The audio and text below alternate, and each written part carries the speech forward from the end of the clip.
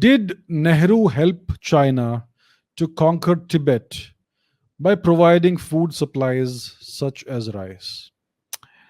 Well, once again, we have to deal with the great Shri Nehru. So let me share an image, share a website that I have, because you should not take my word for this. You should see it for yourself.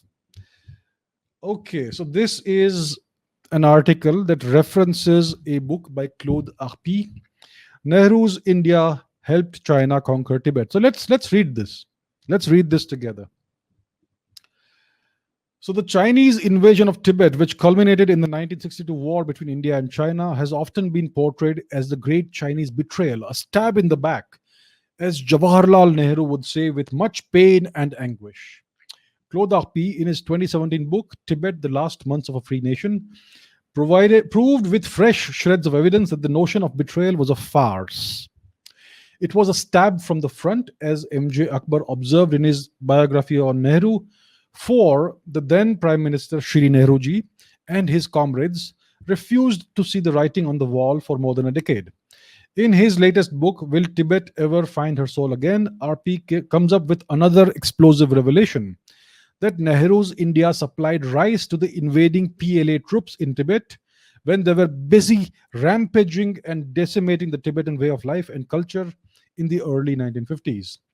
The most grotesque incident of this period was the feeding of the PLA's troops with rice coming through India, writes the France-born expert on Tibet and China. Without Delhi's active support, the Chinese troops would not have been able to survive in Tibet. Tibet, before the massive Chinese influx of the 1950s, was a self-sufficient society, etc. They only ate barley, roast barley, known as tsampa, which had been their staple food for centuries. The influx of fresh troops brought the first serious problem in the new coexistence between the Chinese occupants and the Lhasa government, the availability of foodstuff. To overcome the food crisis in Tibet, Chairman Mao and his comrades looked towards India. S.K. Krishnatri, the Indian trade agent ITA in Yangtze, mentioned that the Chinese government had requested the government of India for an agreement allowing facilities for the transport of food and other supplies through India.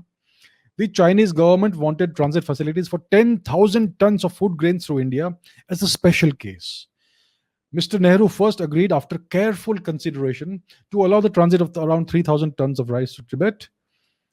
While pointing out the transport problems, the government of India expressed their willingness to consider it together with all outstanding issues, etc. And sadly, but not surprisingly, the Tibetan part of the story was soon forgotten. Blinded by dark ideological lenses or even duped by China's buy chimera, India refused to see the true nature of communist China and its devastating presence in Tibet. It did not even grasp that China was hitting out at India when it gave a call in the 17-point agreement to drive out imperialistic forces from Tibet, because India had a diplomatic and even a military presence in Tibet. India had troops in Tibet before the Chinese invasion, and even during the Chinese invasion. India also had a diplomatic presence and various other government officials. So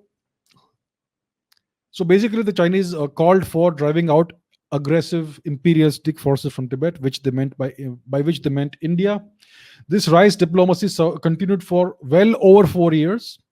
In 1954, it was re-emphasized that India would continue to supply rice to the People's Liberation Army stationed in Tibet.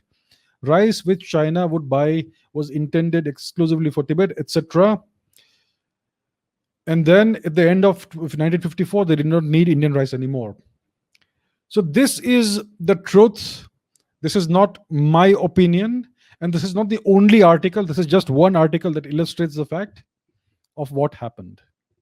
So basically, the Chinese soldiers who invaded Tibet would never have been able to survive in Tibet, let alone occupy it, had Shri Jawaharlal Nehru not fed them with Indian rice. At the time, India was a poor country. India had famines and all that because of the depredations of the British. And yet, India was busy feeding its rice to the invading Chinese soldiers in Tibet. So Mr. Nehru, the great statesman Shri Nehruji, aided and abetted the Chinese invasion of Tibet. Without Mr. Nehru, China would never have been able to occupy and conquer Tibet. These are hard facts. I am not making it up. I just showed you the article. So, yes, Dheeraj, it is true. Mr. Nehru did facilitate China's conquest of Tibet by providing critical food supplies, rice, to the Chinese.